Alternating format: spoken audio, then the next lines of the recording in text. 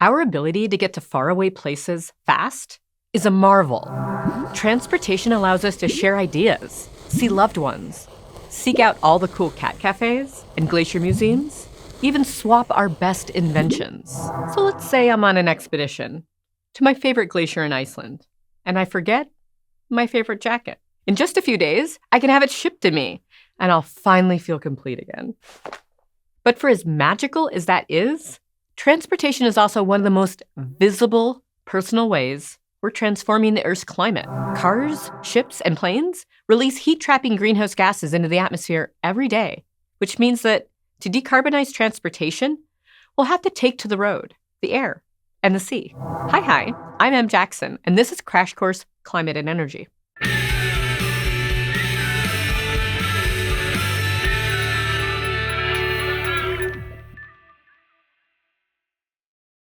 When it comes to climate change, it's easy to point fingers at transportation. If you have a car, say your beat-up Camry, Hot Rod, or Hot Rod Camry, it's probably the most visible source of emissions in your life. And transportation is an important piece of the emissions puzzle. Planes, cars, cruise ships, the whole industry. Transportation spews 8.2 billion tons of greenhouse gases into the atmosphere every year. That's 16% of the around 51 billion tons we release annually, and the fourth largest fossil fuel emitting industry. And that's just the fuel required to power the vehicles. That's not even including the fossil fuel emissions required to refine the oil before it gets to the pump, or to produce the steel the cars are made of in the first place. So it's not an insignificant slice of the gassy pie, which, gross, by the way, who wrote this? Almost half of the emissions from transportation comes from personal vehicles, the cars, vans, motorcycles, and SUVs we drive in our daily lives. The other half comes from all the other vehicles, cargo ships, semi-trucks, planes, buses, and more, transporting lots of stuff or people. Decarbonizing both realms will mean fewer greenhouse emissions and less pollution for the entire planet. But decarbonizing transportation also has a second major benefit. Beyond helping slow the global effects of climate change, it could also be a step towards correcting environmental inequities, things like air, water, and noise pollution that disproportionately affect some more than others. For example, many highways in the US have intentionally been built right through low-income communities. That means the people who live there, often people of color, have had to bear the brunt of transportation's air and water pollution and experience unjust physical and mental health outcomes as a result. So decarbonizing the vehicles that drive by every day would have dual benefits. It would lower carbon levels globally, but could also be one step towards improving specific living environments that, in many cases, the residents didn't ask for. Wherever you live, there is good news. The first step to tackling decarbonization is clear and underway. To decarbonize our rides, we must first electrify them.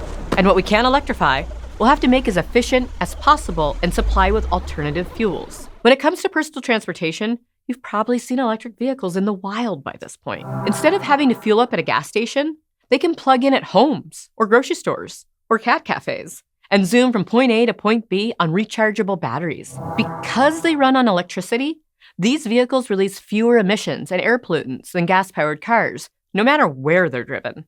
But an electric car is only as sustainable as the electricity it's plugged into. That means a car charged on renewable electricity comes closer to zero emissions than one driven off of a coal-burning power plant.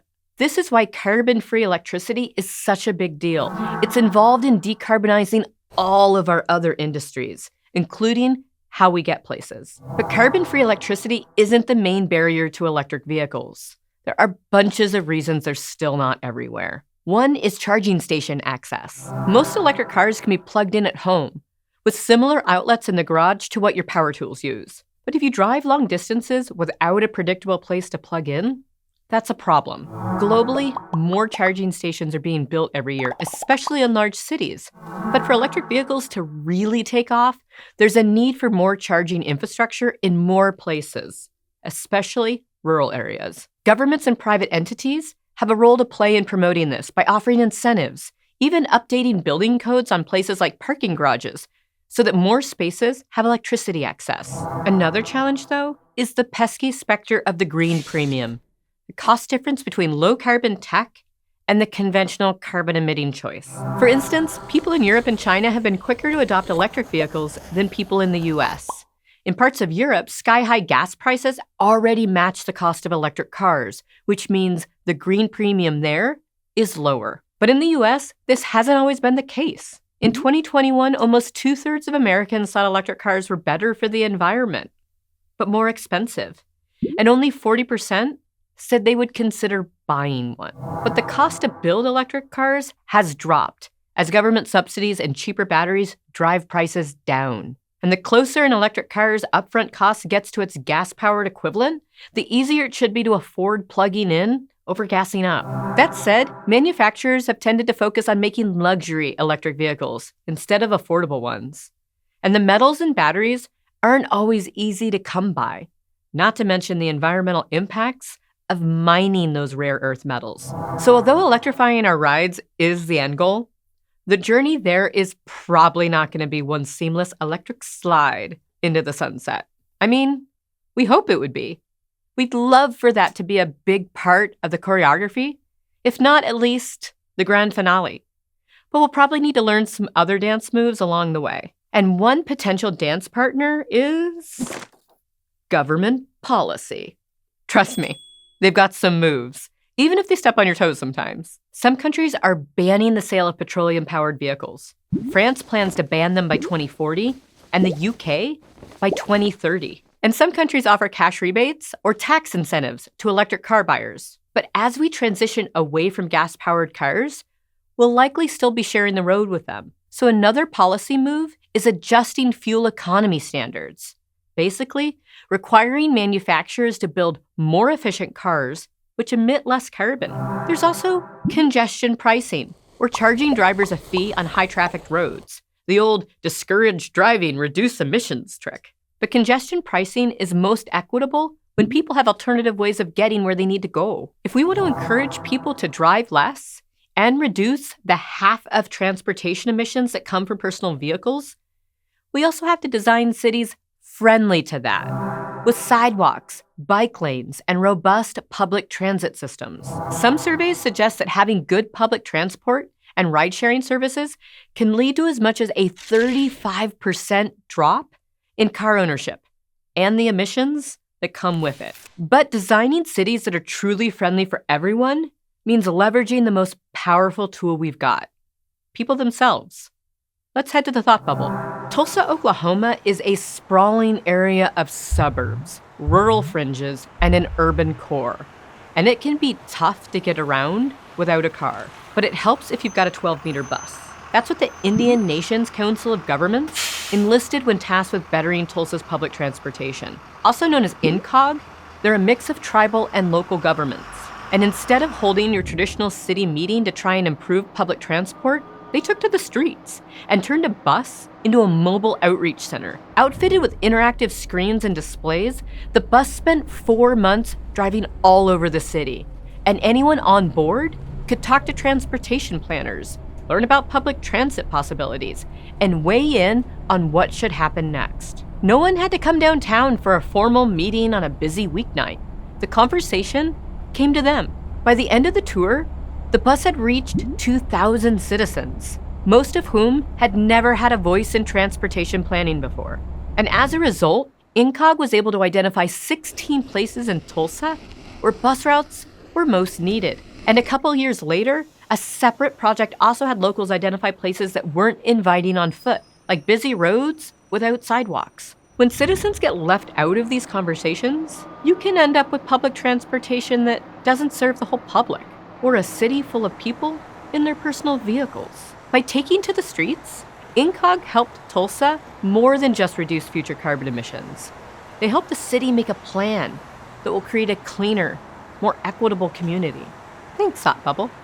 Designing more walkable cities with more public transit would help reduce the way transportation affects us and the planet, especially while we work on decarbonizing personal vehicles. It's a win for both environmental justice and global carbon levels. But then there's the other half of transportation's emissions, the cogs in the rest of the global machine. There's the bus I take to buy mac and cheese, yes. But there's also the fleet of semi-trucks carrying mac and cheese around the country. And the recycling truck hauling the box away when I'm done. Then there's also the heavyweights. The ships and airplanes that carry the powdered cheese, and the noodles, and the cardboard, and me, once I'm properly fueled with mac and cheese, when I'm off to Antarctica to check out a glacier. The heavier the vehicle, the harder it is to replace liquid fuels with electricity. Liquid petroleum packs a lot of energy into not much space, to the point where the average lithium-ion battery carries anywhere from 50 to 100 times less energy than an equivalent amount of gasoline. And even the best batteries still have 35 times less energy per unit of weight. What that actually tells us is to supply an already very heavy vehicle with enough power to drive a long time on a single charge, you sacrifice cargo space, and not a little space. For example, a diesel-fueled truck can go over 1,600 kilometers on a single tank. But for an electric truck to go the same distance on a single charge, that truck would have to be mostly batteries, with barely any room in the back for mac and cheese. And a plane wouldn't even be able to get in the air. The good news is batteries can still work for the lighter of these big vehicles, like buses and garbage trucks that make short trips and have a consistent spot to charge every night. Now, if you're interested in becoming a scientist or an engineer, there are all kinds of opportunities to work on the next generation of batteries.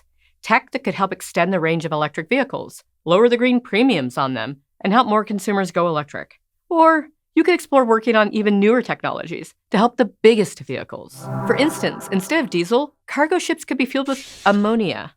Yeah, the stuff in cat pee, a colorless, renewable fuel that packs 10 times more energy than the best batteries. And for planes, lithium-air batteries, which carry double the energy in the same amount of space, could make some electric-powered flights possible. But for any of these technologies to get transportation off the ground, we're going to need a lot more research funding. So another route is to invest in research that lowers the green premium of drop-in fuels. Like we mentioned in episode 5, these lower carbon alternatives can be substituted or dropped in to our current engines. For example, second-generation biofuels can be made from non-edible farming byproducts, such as corn stalks. And electric fuels can be made by mixing hydrogen with carbon dioxide captured from industrial plants in a process powered by carbon-free electricity. Right now, a big barrier is the cost difference between these newer drop-in fuels and the fossil fuels most vehicles were built to run on. But investing in these substitutes is a good step in the lower emission direction. We wouldn't need to modify heavy engines or build entirely new vehicles.